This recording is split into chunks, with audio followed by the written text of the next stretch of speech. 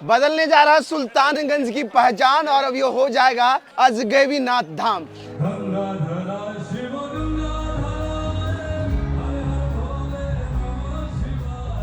देखिए पीछे बोर्ड भी लग गया है, लव अजगैबीनाथ धाम नगर परिषद सुल्तानगंज। नगर परिषद सुल्तानगंज ने पास भी कर दिया है इसे। अब राज्य सरकार जैसे भी अप्रूवल देगा यह जो है नाम चेंज हो जाएगा और सुल्तानगंज अजगैबीनाथ धाम के नाम से जाना जाएगा। सावन का महीना चल रहा है और ये नमामि गंगे घाट है। रात के लगभग 11 बजने वाले हैं और इस घाट पर वाइब देख लीजिए किस तरह से अभी भी कांवरिया यहाँ से जल भर रहे हैं। कुछ देर पहले यहाँ पर हंसराज रघुवंशी का प्रोग्राम हो रहा था, उसको भी हमने रिकॉर्ड किया आपके लिए। पार्वती बोली शंकर से, पार्वती बोली शंकर से, सुनिए भोलेनाथ जी, रहना है हर एक जन्म में हमें तुम्हारे साथ जी, बचने दीजिए ना छोड़ोगे कभी हमारा हाथ जी, ओ भोलेनाथ।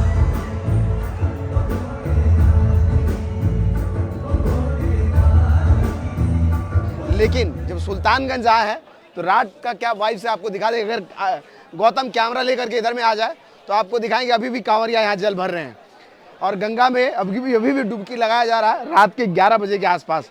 तो समझ लीजिए कि बाबा नगरी जाने का जो सिलसिला है वो लगातार जारी है, रात हो या दिन हो, यहाँ से लोग जल भर रहे हैं और सीधा बाबा नगरी की तरफ प्रस्थान कर रहे हैं। हमने बताया था आपको कि नगर निगम ने सामने लगा दिया खतरनाक घाट। अगर इधर से कैमरा लेकर गया खतरनाक घाट और उसके आगे बैरिकेटिंग है और बैरिकेटिंग के नीचे वो जाली लग गया है क्योंकि वो बैरिकेटिंग के अंदर से लोग उस तरफ जा करके नहा रहे थे। ऐसे में कोई अप्रिय घटना ना हो उससे लोगों को बचाने के लिए नगर निगम ने उस पर से जाली भी लगा दिया। और अगर आप भी कहीं से आ रहे हैं क्योंकि जलस्तर बढ़ता घटता रहता है, हमने दिखाया भी इससे पहले लगभग 3-4 फीट ज़्यादा पानी था, अब थोड़ा कम हुआ है, लेकिन किसी भी समय जब बारिश होता है पहाड़ी क्षेत्र में तो फिर से जलस्तर उठ जाता है। ऐसे में जहाँ से भी आ रहे हैं सुल्तानगंज में गंगा घाट पर आप नहाने अगर आ रहे हैं तो सावधानी पूर्वक नहाएं, बैरिकेड के अंदर से ही नहाएं। एक ये घाट है जहाँ हम खड़े हैं, नमामि गंगे घाट। एक उस तरफ में अजगैबीनाथ घाट है जहाँ उत्तर वाहिनी गंगा बहती है, लेकिन जलस्तर जब डाउन हुआ है तो गंगा अभी पूरब वाहिनी ही है यहाँ पर, तो वहाँ से भी लोग जल भर रहे हैं।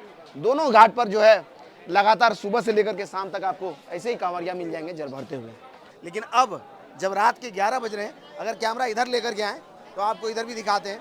और हमने बताया था कि इकोनॉमिक्स एक बार मेला का आपको चलते चलते बताएं कि यहाँ देखिए ये मिट्टी से लेकर के और जो है कांवर तक हर चीज़ अगर कांवरिया एक खरीदता है तो कहीं से भी अगर आ रहे हैं तो आप मिनिमम 5,000 रुपया एक कांवरिया का अगर जोड़ लें तो 1 से 1.5 करोड़ लोग सुल्तानगंज से देवघर जल लेके जाते हैं। आप इकोनॉमी समझ सकते हैं इस मेला का कैसा होता होगा। बाकी इधर आइए, देखिए लगातार जल भरने का जो सिलसिला है वो जारी है। और यहाँ देखिए संकल्प के बाद जो है बम जल उठाने वाले हैं, दंड बैठक लगाया जा रहा है सामने में। और इस तरफ में अगर कैमरा घूम जाए तो इधर में देख लीजिए जल भरा जा रहा है, सामने संकल्प हो रहा है। इधर में देखिए तो उस चौकी पर भी संकल्प हो रहा है।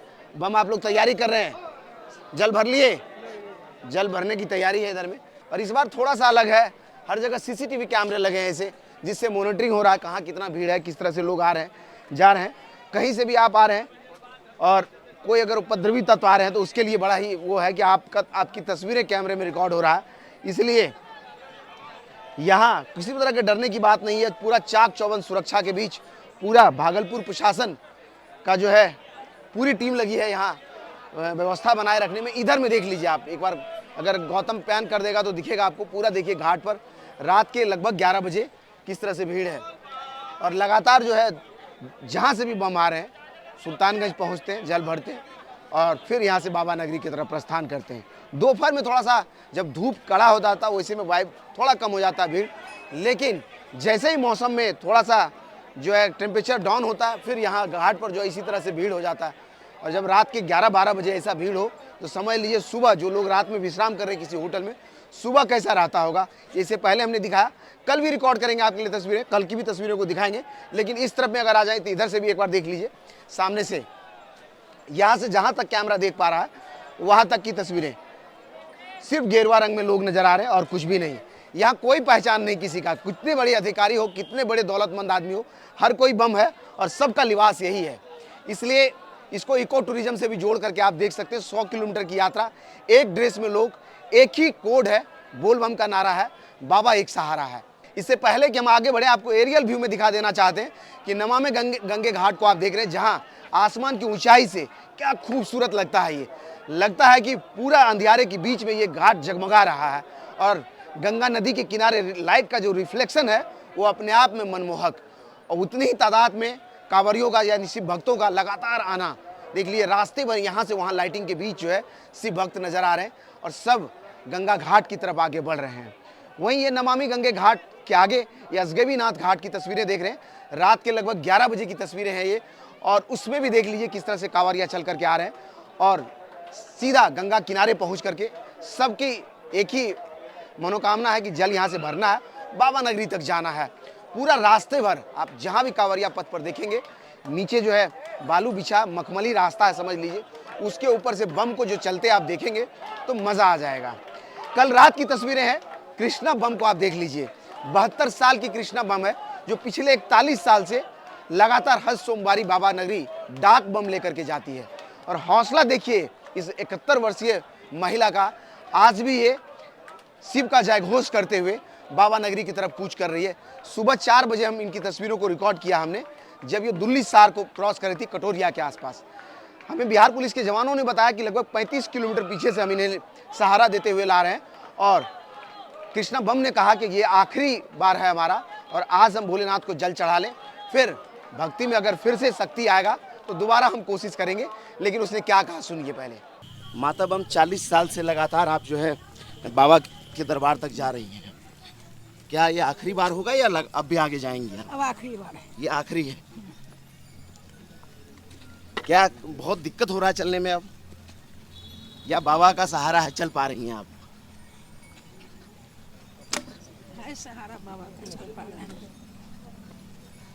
और इतनी लंबी उम्र के बाद भी डाक बम लेकर के जाना, और उसमें भी लगभग 80 किलोमीटर की यात्रा करने के बाद अब भी वो कह रही हैं कि हाय सहारा और बाबा के सहारे हम चल पा रहे हैं। ये जो है दैवी कृपा ही कहा जाए। और इस 72 साल की उम्र में कृष्णा बम जो है कांवरिया पथ पर चलती हुई नजर आ रही है आपको। तो सुना आपने, यही तो ऊर्जा है, यही तो एनर्जी है, यही कहिए तो यही स्पिरिचुअल वाइब है जिसके सहारे लोग सुल्तानगंज से देवघर तक की यात्रा करते हैं। रास्ते भर में निरामिष भोजन मिलता, कहीं प्याज लहसुन का प्रयोग नहीं होता।